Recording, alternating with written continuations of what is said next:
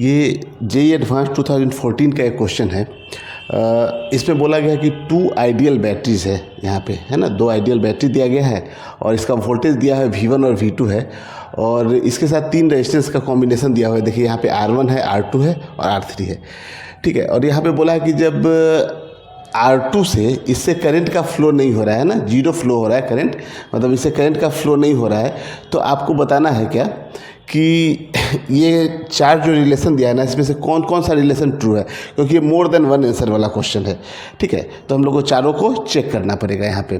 तो ऐसे देखिए, आप ऐसा मान लीजिए कि ये जो बैटरी है उसके साथ ये इंटरनल रेजिस्टेंस हो गया इसका, ये बैटरी है इसके साथ इसका इंटरनल रेजिस्टेंस है। तो जब ये दोनों सेल का इंटरनल रेजिस्टेंस आपको दिख रहा है, यहाँ पे R1 है और इसका R3 है, तो ये कॉम्बिनेशन कुछ इस तरीके का हम लोग जानते हैं कि अगर एक सेल है जिसका EMF E1 है और R1 है, E2 है, R2 है, और दोनों अगर सेम पोलरिटी वाला अगर ऐड होता है ना, तो इसका E इक्विवेलेंट लिखते हैं हम लोग E1 R2 plus E2 R1 अपन R1 प्लस R2, है ना। रेजिस्टेंस के लिए जब हम लोग लिखते हैं तो 1/R इज इक्वल टू कितना लिख देते हैं, 1/R1 प्लस 1/R2 लिखते हैं जब इसका R इक्विवेलेंट निकालते हैं तो। लेकिन अगर अपोजिट पोलरिटी होती है ना, यहाँ पे देखिए, यहाँ पे इसका पॉजिटिव टर्मिनल है, यहाँ निगेटिव है, यहाँ इसका निगेटिव है, यहाँ पॉजिटिव है, तो यहाँ पे E1 R2 minus E2 R1 हो जाता है ना, अपॉन R1 प्लस R2 होता है, जबकि रेजिस्टेंस की वैल्यू सेम यही रहती है, 1/R is equal to 1/R1 plus 1/R2 होती है,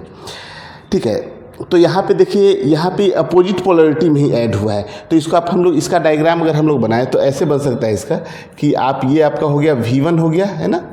और इसका एक रेजिस्टेंस हो गया ये R1 है, ठीक है। एक और जो सेल है ये, इसका देखिए, इसका पॉजिटिव टर्मिनल जो है ना ये आएगा तो इस पे मिलेगा, है ना, निगेटिव टर्मिनल से, तो इसका मतलब है कि इसका निगेटिव टर्मिनल इधर है और पॉजिटिव इधर है, और इसका रेजिस्टेंस कितना है, ये R3 है, और इससे एक एक्सटर्नल रेजिस्टेंस हम लोग क्या कर लिए, R2 को जोड़ दिए यहाँ पे, है ना। तो अब देखिए, अगर मान लेते हैं इसके हिसाब से अगर इसका फॉर्मूला लिखे तो यही फॉर्मूला आएगा ना, तो यहाँ से इसके लिए जब हम लोग लिखेंगे ना, तो यहाँ से आप देखिए तो क्या लिखेंगे, E equivalent is equal to आप लिखेंगे V1 R3 minus V2 R1 upon R1 plus R2। और इस रेजिस्टेंस से करंट का फ्लो नहीं हो, करंट का फ्लो कह रहा है कि जीरो हो, मतलब करंट का फ्लो नहीं हो, तो इसका मतलब इसका E इक्विवेलेंट कितना हो जाना चाहिए, जीरो। और E इक्विवेलेंट जीरो होने का मतलब क्या है कि यहाँ से V1 R3 की जो वैल्यू है ना, वो V2 R1 के इक्वल हो जाए। तो यहाँ से आप देखिए लिख सकते हैं ऐसा कि V1 upon R1 is equal to कितना हो जाए, V2 अपॉन R3 हो जाए। तो ऐसे कंडीशन में क्या होगा, वो ऐसे कंडीशन में ये EMF ही इसका नेट जीरो हो जाएगा, तो इससे करंट का फ्लो नहीं होगा, है ना। तो V1 upon R1 is equal to V2 upon R3 हो जाए, है ना, यही है। चलिए, तो V1 upon R1 is equal to V2 upon R3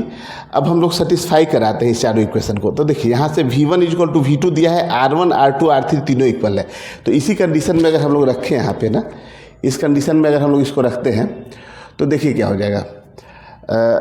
V1 upon R1 रहने देते हैं यहाँ पे,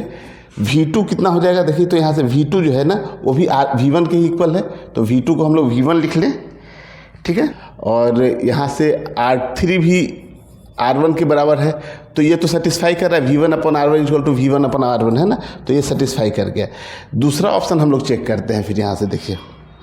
तो अगर B वाला ऑप्शन अगर आप चेक करिए तो यहाँ से देखिए क्या हो रहा है, इसमें बोला है V1 V2 के इक्वल है, तो ठीक है, यहाँ पे V1 और V2 को भी हम लोग V1 लिखते हैं। नीचे यहाँ R1 है और R2 देखिए यहाँ से, तो ये बोला है कि R3 सॉरी, यहाँ पे R3 है, R3 भी आप देखिएगा तो यहाँ पे R1 के इक्वल ही कहा है, तो ये R1 के इक्वल हो गया, तो यहाँ भी सेटिस्फाई कर रहा है, तो ये ऑप्शन भी आपका करेक्ट हो गया। C ऑप्शन अगर हम लोग देखें यहाँ से, C ऑप्शन, तो यहाँ देखो V1 अपॉन R1 इधर हम लोग लिख लेते हैं, V1 अपॉन R1 लिख लेते हैं। V2 is equal to R1 के टर्म में देखें तो V2 इज इक्वल टू कितना हो जाएगा, V2 is equal to V1/2 हो जाएगा, तो यहाँ से हम लोग कितना लिखेंगे, V1/2, है ना, V2 is equal to V1/2। और यहाँ से जो R3 है ना, R3 को हम लोग कितना लिखेंगे, 2R1, है ना, R3 की जगह पे कितना लिख लें, 2R1,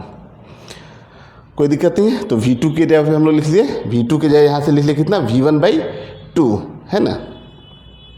तो अब ये 2 नीचे चला जाएगा। तो देखिए यहाँ से कितना आ रहा है, V1/R1 की जो वैल्यू आ रही है ना, ये 2 नीचे चला गया, तो V1/R1 तो यहाँ आ रहा है, लेकिन यहाँ पे 1/4 हो जाए, 2 नीचे आके 1/4, तो यहाँ पे ये दोनों इक्वल नहीं हुआ है ना, तो ये वाला ऑप्शन आपका इनकरेक्ट हो गया। अब फिर आप डी ऑप्शन को आप देखिए यहाँ पे, तो डी ऑप्शन में दिया है V1, अगर हम लोग चलिए लेफ्ट साइड वाला पहले लिख लेते हैं, V1/R1 लिख लेते हैं, V2 को हम लोग R1 में चेंज करें तो V2 = कितना दिया है, 2V1, तो यहाँ लिख देते हैं 2V1, ठीक है। और R3 को अगर हम लोग R1 में चेंज करें तो R3 = 2R1 है, तो ये कितना हो गया, 2R1। तो यहाँ से देखिए ये 2 से 2 कैंसिल हो गया, तो यहाँ पे फिर से V1/R1 इक्वल हो गया। इसका मतलब कि ये जो फोर्थ रिलेशन है आपका, ये भी ट्रू है।